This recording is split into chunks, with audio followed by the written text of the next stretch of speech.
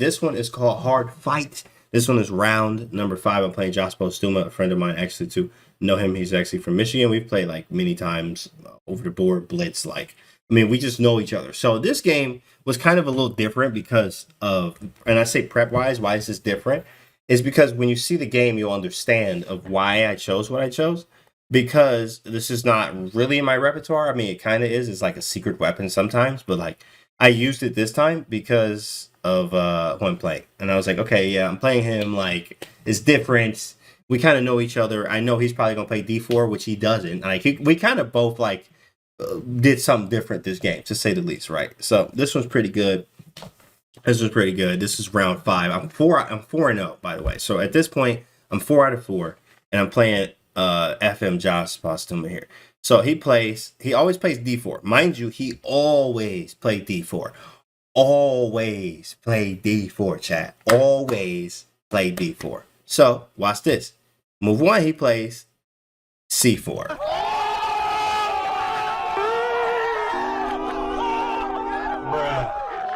Immediately, I was like, well, okay. Because, you know, it's funny. I was going to do something different already. I already was going to do something different. So when he plays C4, you know, I expected, you know, he expected, I'm sure, D4, knight f6. So when he plays C4, well, he wasn't expecting this one. F5.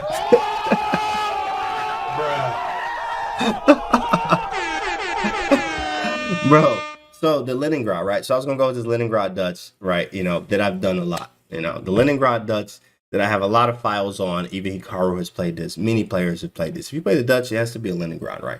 So Leningrad Dutch is like the strong one where you really want to play for a win. And that's how I was feeling here. I really wanted to go in that territory. Also looking at his files, he always likes to play the knight h3 one. He puts the knight here. And let me tell you something, okay? Let me tell you something right here. This is what his files said. So when you're doing research on players, you have to actually do deep research. What are they playing? And bro, I do some very deep research. Not gonna give all that out because, you know, people gonna be prepping and they're gonna be like, thanks, Canty, that was great. I'm not about to be doing that. But you do have to do some serious prep, right? And with the serious prep, I found in his files that he goes knight here, he goes knight here, and then he plays d5 only after.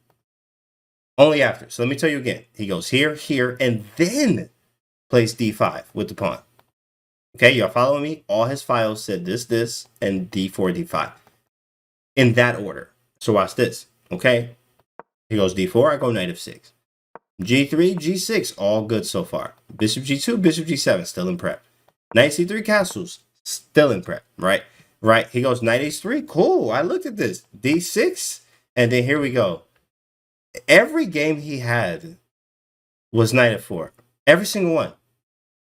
And then he plays this right here, d5.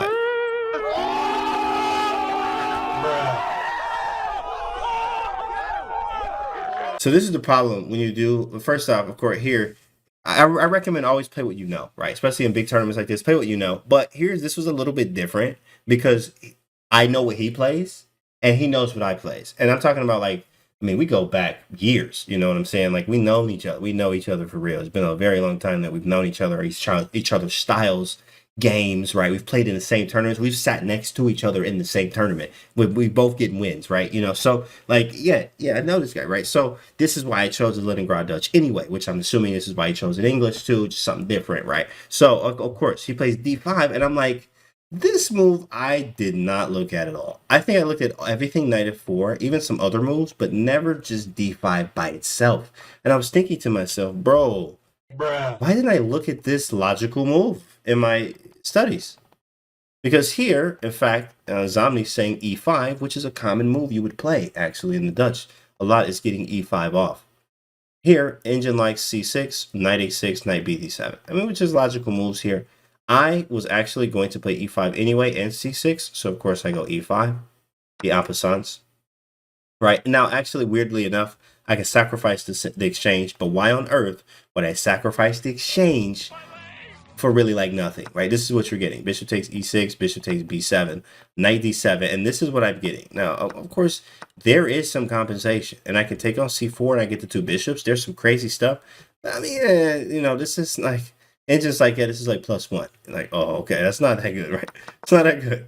You didn't get a lot out of that, right? So after en passant, actually c6 is the move I chose here because I was waiting for that. And I know bishop f4 is going to hit the d6 pawn, which I kind of looked into this, and this was getting tactical, but I did miss a move, which I'm going to show you here in a minute. The title of this is actually Hard Fight because this game was really, really intense to say the least. But it was like intense in a very equal in-game-ish way, to say the least. Like, look at this. Watch this. Right, c6, he goes knight g5. So he goes knight g5, which is knight g5 move he has. He's threatening this, where he's defending e6 and also knight f7. If I go rook e8, there's problems with bishop f4. And I think there's like knight f7 in there and stuff like that. It's just wrong. Rook e8 does not work. Or queen e7. Actually, no. Rook e8 does work. But queen e7 is the move I chose. And after bishop f4, rook d8 is the problem. Because there's a knight to f7. And it diverts. Not only does it attack the rook, so rook d8, knight f7. Not only does it attack the rook, right, but it's also hitting d6 as well. Thanks for the follows. So this doesn't look that good. This doesn't look that good, right? But he goes for this. He actually goes bishop f4, and actually I find the best move here, which is cool. Knight e8, right? This is strange, and this is what I kind of wanted. Like, I just wanted a game with Josh, you know? I didn't want something theoretical or something that's very, very super. Because, like, bro, King's Indian, he plays samish, right? He plays samish all the time against all the King's Indian, d4. Like, I know what we gonna get here. So I really wanted to get something different with him, and we did. We got a different game here, and the knight goes to d6, e8, which is definitely something to play for. Definitely strange opening. He goes knight f7. Bro, this is getting real strange. This is getting real strange right now. This is getting very strange, in fact. And right here, yeah, this is very weird. Imagine this your opening, right? Engine actually says it's minus 0.3 right now. In fact, they give it an equal if I make the right move. What is the move, chat? What is the right move? What is the right move here? Zomni, what's up? I mean, this is a crazy looking move. Knight giving the king is a good night. I mean, look at this. Like, if you walk up and you see this game for the first time, you're like, first off, why is there a knight on f7? Secondly, what is this pawn doing on e6? What was this opening, right? You got so many questions here. Bishop takes e6, bishop takes. Okay, knight takes. Nice. Very nice, very nice. Wow, this is so wild, right? This is just ridiculous. It's just wild stuff here. Rook takes f7, okay. Okay, bishop takes e6. So in fact, chat, you guys are right. It's bishop takes e6. Okay. Bishop takes e6 actually is the move. But remember, I told you I miscalculated here, and this is one thing I work on a lot all the time, miscalculation. Of course, if you've seen the other rounds, calculation was wild, it was crazy, it was fun. But here, I mean, queen e6 is the move I chose, and this isn't the greatest. And I looked at this line, is after he took on d6, then I realized, and this is always the problem, is when they, you know, here I thought I had g5. And here, I mean, I thought I had this spectacular move, g5. I was like, ooh, g5, let's go, right? Like, I'm ready to play this. I'm ready to play this because this is wild, right? Right? I was looking at this because it diverts the bishop, right? So if he takes on c8, he immediately loses. I can take on c3 first, and then after pawn takes, I mean, maybe it's not losing, but look at this, the knight's trapped in here. It's crazy. It's crazy because the knight's trapped in here. It's pretty nice. So, okay, perfect. And if the bishop is defending the knight, so it's only if he moves the bishop, I take this knight. So he has to take here or here, right? But he could take this one. And I was like, oh, okay, cool. So if I take the bishop, he takes on g7, which means I have to take again on c3. Pawn takes and then takes, right? Right. But in many cases, I could still be hitting, sorry, not here. I have to do, there was something else here. I wanted to take here and then play rook d8 here. But knight c7 is the problem. Knight c7 is the problem. And when knight c7 happens, bro, this is over. Like, this is over. So there's no g5. G5 doesn't work because of this stupid thing. If knight d6, then there was rook d8 there, right? And then c5, knight a6. It was like a wild line. There's a lot of calculation I was looking at here, but this didn't work. So I'm like, dang, I have to go for this stupidness. I had to take the knight. He takes with the bishop, allows rook d8. c5 happens, right? And then c5, I thought I was good, which I am here. I am pretty good. I go knight a6, right? Because I'm hitting c5. Knight takes c5 is the intention. He goes queen b3. And we trade, right? I go bishop f8. Now, look at this position for a second. There's a lot of moves here. You got all this going on. There might be potential of this. I have bishop f8 and this, right? I'm trying to attack this pawn. But I didn't like knight b4. Now, of course, in fact, it's equal. Exactly, it is equal, bro. Now, knight b4 is actually the best move. And I didn't like knight b4. Let me show you why. Knight b4, I think there was... I didn't like rook a4. Rook a4 to hit the knight. And I was like, what do I do after this? What do I do? I didn't like this. And then after a5, I was like, what if he just castles? And then I developed and hit e6, and then I think he could go back to rook a3. Oh, no. This one, rook a3, there was knight c2. For some reason, I felt like this didn't work. Bishop f8 is much more realistic. Correct. It just didn't feel like this worked. And of course, feel should be taken out of my vocabulary via my coach, right? It needs to be calculated. So knight b4, it worked. It was better. But I did take, and then I played bishop f8, which is another move that the engine likes, but bishop f8. So if we trade, c5's hanging. And then here we go. He goes for it. Y'all ready? Rook takes.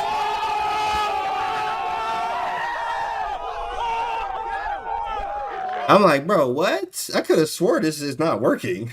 That's the first thing I was thinking. I could have swore that this was not working. Well, let me relook. Because I'm thinking to myself, bro, I could have swore I was just equal if you take this.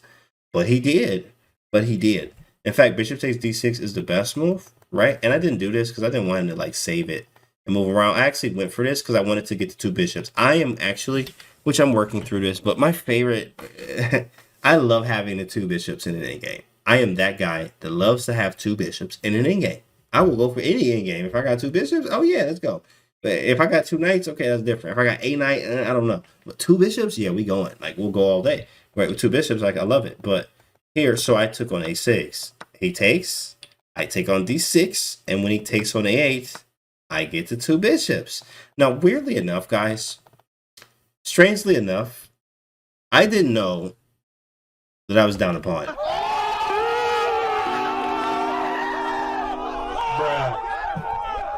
And I got to moving, bro. It had to be. Where did I realize that? I was like, bro, I'm down a pawn. I was so like, why did I know that? Like, okay, so he checked me on d5, right? He checked me here on d5. I bring the king up. This all equal, all zeros, castles, and I go bishop here, right? Because I wanted to, hit the knight, obviously. And then he goes here, and I go bishop f6 to keep an eye on the pawn. But I think these are wasted. In fact, what I should be doing in this is I should play a5, bishop a6, just to get the bishop out. Maybe I thought this would be weak, and I have to tie the bishop down to it, but... Right, down the pawn, what in the bikini bottom? Exactly, right? How I'm feeling right now. So, okay, bishop d4, though. He goes rook d1, he hits the bishop. And right around here, right, bishop f6, he goes f4, and then I started to calculate. Watch this. I go king f8. He goes king f2. I go king e7. He goes king e3. And right here, I might have calculated. I mean, I probably spent 15, 20 minutes. Maybe not 15, 20, but I spent a lot of time right here. And I remember thinking, oh, do this. Actually, this is what I calculated. Let me see if I can pull it up right now. Yo, let's go. What up, Fango with the raid? It's good. Yo, man, thanks for the raid. Big Ben in here. What up, bro? We doing this analysis round 5 right now in this in game. Round 5. What up, Big Ben? Thanks for the raid, baby. Good to have you, bro. Hope you had a good stream. I saw you out there working. You out there doing your thing. Big Ben, thanks for the raid, bro. As always, there was a line I looked at where we're trading. Is it a5, d3? No. I'm trying to figure out where it was. It was something like this. Bishop takes knight. Now, and this is where we got. And I took here. And I was thinking about, actually, no, there was a bishop e6 line. That stuff. The bishop e6. I was trying to think about if I got my king over here and tried to do stuff. But this is where I realized, bro, I'm down a pawn. What the heck? Like, bruh. What happened? What happened? Like, I literally realized this too late. But again, in the beginning of the game, right, of course, my logic for this game was I played this player many times. We want to play something different. Hence, he didn't play d4 against me like we always do. He played c4, and I played f5 when I always play knight f6. So we both was like psychologically trying to take each other in a different zone in this entire game. And then I end up down a pawn, not even realizing it. But I had the bishop pair, which is kind of equal to a pawn, which why the engine says this is only about equal, and it's double, But it's hard to play this. It's real hard to play this. Why can't you take the knight and play bishop b2? Why can't you just take the knight? Well, if you take the knight, right, and you're talking about bishop b7. Oh, c4, and I'm absolutely losing. He miser. Oh, yikes, hurts. And I did look at this too, right? Because if you take, right, you repair the structure, and now he's up a healthy pawn. And now, I mean, I'm basically down 2 pawns. I got double pawn, and I'm down a pawn. Oh yeah, you can sign the score sheet right now. Just hey, bro, right here, sign right there. You know what I'm saying? Just stop the clock. You can stop it right now. Yeah. So yeah, but it didn't happen. I played a5. He played rook d3. And here I got like mixed up. I'm like, what do I even do? Bishop a6 I didn't like. Bishop a6 the engine likes. This is what the engine says. And then you know it's a hard position when the engine says this is your best bet. Do this. And when he goes back, do this. Bruh. I'm not doing this. This was not what I was going for, bro. Like, this is my best. I was not with that, right? It was hard to play this. It was very hard to play this position. So hence the move rook d6. He goes bishop g8, and I start to realize I'm down a pawn. He's starting to make all this work, and now I guess I literally engines have no humor. Exactly. I literally get in-gamed here. I go king f8 with the idea of obviously trapping the bishop. So he backs it up, and I just try to fight. I'm just doing whatever I can, right? That's why this one's called hard fight, because I'm doing whatever I can. I mean, I realize I'm down a pawn literally too late. And the rest is just kind of history here. He walks the king up. He's going to use the pawn, walk the king up with the bishop and the knight. It's a very simple technique. All right, he bring the bishop, try to tie this around. King up, he hits my bishop, but I could have taken the pawn, but my bishop would have been hanging. I step over, still hitting the pawn. He pushes. I go king d8. So I'm looking for cute checkmate somewhere, like for a miracle, right? A miracle somehow getting some type of checks off, right? From this position. I go bishop c8, just keeping the hope alive. A bit cramped, yeah, bishop here, right? You know, defending everything. d6, and if it wasn't, I was holding here, right? Everything was good until this right here. h5, he goes knight c5, and I realize I can't do nothing. I can't stop d7, bro. He's gonna play d7 no matter what. After I take the pawn, it goes here, and this is over. Like, there's nothing else I can do. And then I'm like, cool, I can get the second pawn, right? I can get the second one and this one. Like, you got some hopes. But after you take, he just goes knight e6. And it does this. And this is how you lose. If my king was somewhere else, I probably would have been able to take both of these closer to a draw. Wild game. Oh my goodness, right? But it was not. It was too late. It was way too late. So after back in Fork City, right? After bishop c1. So I go this route. And I play some moves out. You know, I play some moves out. And then here, and that was it. And I resign here, right? But so I'll go 4-1 here. So 4 wins in a row. And then I lose here in this game here, right? Which is with the black pieces, right? Just wanted to try something else. Play f5 again, right? It's different. I took an L here, right? And I definitely learned from it. But this was a hard fight. It's a hard fight, and of course, we had more tournament left after this. We have more tournament. It takes everything. Right. For losing is learning, absolutely, as we know. So, but, you know, tough game. We learned from it, but hopefully you guys enjoyed and you learned something today too as well. So we know what we're doing for the next tournaments and etc. So this is round 5. We are going to do round 6 tomorrow. So make sure you guys are here for that one. Make sure you're subscribing to the YouTube as well right here. We'll see you on the next video.